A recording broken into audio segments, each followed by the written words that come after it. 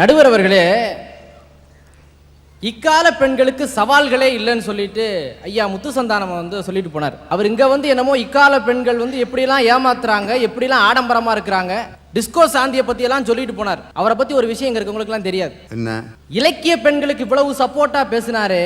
நீங்க எங்க மதுரையில பாருங்க, சிம்ரன் ரசிகர் மன்றத்தோட செயலாளர் அவர் தலையில முடி இவ்வளவு கொட்டி போயிருக்குங்கிறதுக்கு எனக்கு இப்ப காரணம் விளங்கி போச்சியா. நல்ல மன்றம் அங்கய்யா, உலகம் பூரா கிளைகளை அமைத்து அதை வளப்படுத்துங்கள். அக்கால இலக்கியத்தில் பெண்கள் மகனை போருக்கு அனுப்புனாங்களாம். இப்போ நாங்களாம் இல்லை நான் சொல்கிறோம். அவர் ஒரு பெரிய தத்துவம் வேற சொன்னார். கல்யாணம் பண்ணுறதுக்கு முன்னாடி ஆண்கள் காலை அடக்கணுமா, கள்ள தூக்கி போடணுமா. நான் தெரியாமல் கேட்குறேன், எதுக்கு அவனை காலை அடக்க சொல்கிறீங்க? அவன் மாட்டு பண்ணையை வைக்க போகிறேன்.